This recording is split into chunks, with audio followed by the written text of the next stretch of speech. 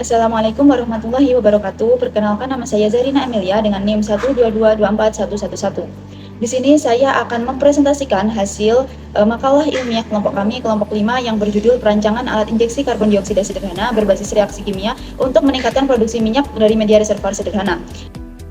Selanjutnya yaitu masuk latar belakang. Jadi yang melatar belakangi kami melakukan eksperimen ini yaitu karena Indonesia menghadapi tantangan energi yang serius saat ini, di mana produksi minyak bumi menurun drastis dari 1,5 juta barrel per hari pada tahun 1997 menjadi 622.000 barrel per hari pada tahun 2023. Sementara permintaan energi yang terus meningkat menyebabkan ketergantungan pada impor sejak tahun 2003. Penurunan ini terutama disebabkan oleh lapangan minyak yang sudah tua. Seiring waktu, tekanan alami reservoir menurun, membuat ekstraksi minyak lebih sulit dan memerlukan inovasi teknologi untuk memaksimalkan sisa produksi. Meskipun pemerintah berupaya mendorong energi baru terbarukan atau EBT, realisasinya masih belum optimal. Capaian bauran EBT pada tahun 2023 baru 13,09%, jauh di bawah target yaitu 17,87%, dan masih ada kesenjangan besar menuju target 23% di tahun 2025. Selanjutnya yaitu masuk ke rumusan masalah dan tujuan dari eksperimen kami. Di sini kami telah merumuskan 3 pertanyaan utama yang akan menjadi fokus di dalam eksperimen kami. Kemudian untuk menjawab ketiga pertanyaan tersebut, kami menetapkan 3 tujuan eksperimen yang selaras. Tujuan pertama yaitu untuk menjelaskan mekanisme peningkatan produksi minyak melalui injeksi karbon dioksida. Hal ini akan menjawab rumusan masalah pada pertanyaan yang pertama. Kemudian tujuan yang kedua yaitu untuk menganalisis efektivitas karbon dioksida dari hasil reaksi kimia pada model reservoir buatan. Kemudian tujuan yang ketiga yaitu untuk menganalisis efisiensi dan fleksibilitas dari metode injeksi in situ yang kami kembangkan ini. Seluruh kerangka penelitian ini dibangun di atas sebuah hipotesis atau dugaan awal yang kami buat. Nah, hipotesis kami adalah injeksi gas CO2 yang dihasilkan dari reaksi kimia antara kalsium karbonat atau CaCO3 dan asam klorida atau HCl dapat meningkatkan volume produksi fluida secara signifikan. Selanjutnya yaitu metode penelitian yang kami gunakan untuk menjalankan eksperimen ini, di mana kami melakukan eksperimen kuantitatif di asrama ITB TB4 untuk membangun model reservoir buatan menggunakan akuarium transparan. Model ini diisi dengan batuan dan fluida untuk mensimulasikan kondisi reservoir nyata di lingkungan laboratorium yang terkontrol.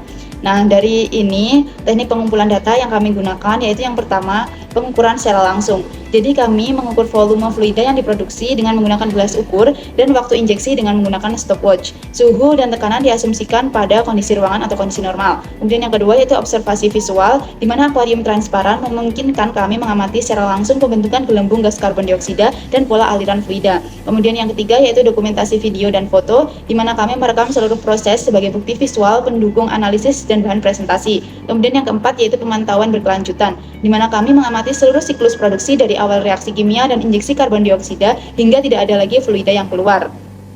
Kemudian melalui metode yang terstruktur ini, penelitian kami memiliki signifikansi atau arti penting yang ingin kami capai.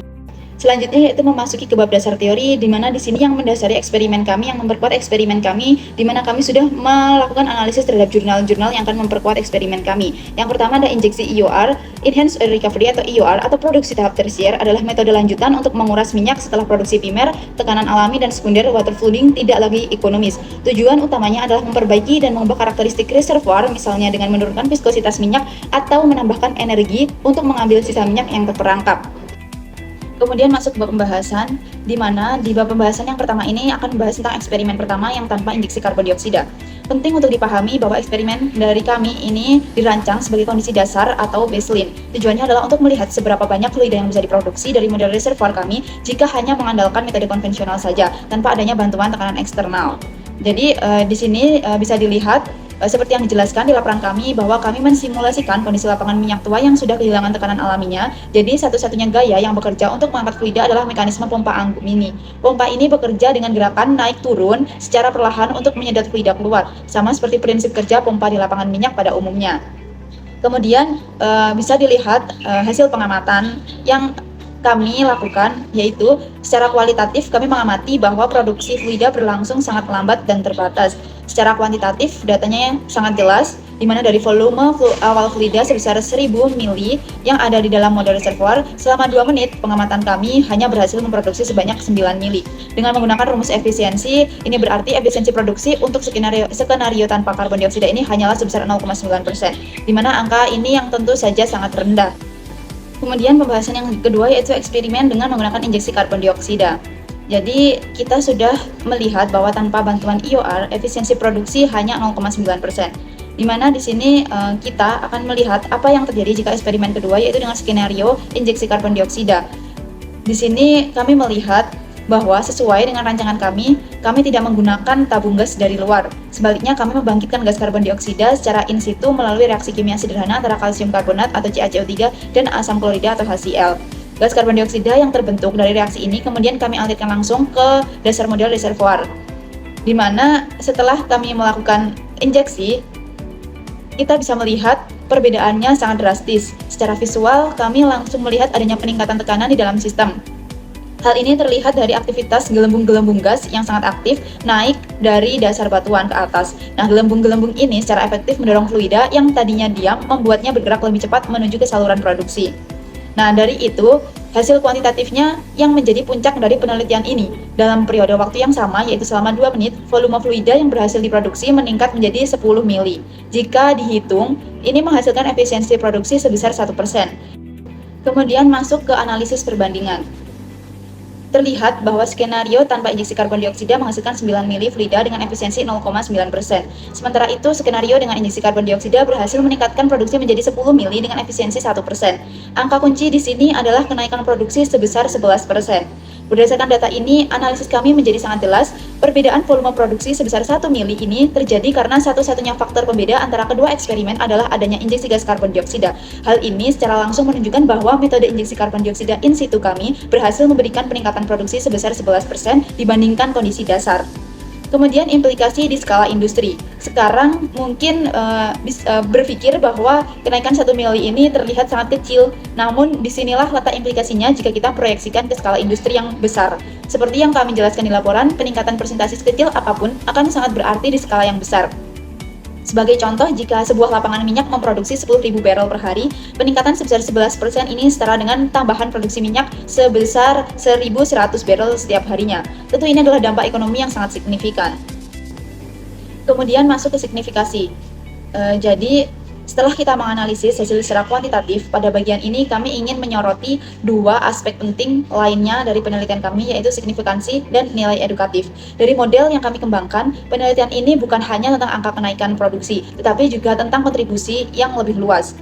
Kemudian, efektivitas model. Pertama, kita bahas efektivitas model seperti yang telah kita tunjukkan. Meskipun kami menggunakan peralatan yang sangat sederhana dan bekerja pada skala laboratorium yang kecil, eksperimen ini kami yakini sangat efektif. Mengapa? Karena eksperimen ini berhasil membuktikan konsep inti dari IOR dan secara nyata menunjukkan potensi injeksi karbon dioksida dalam meningkatkan pemulihan minyak.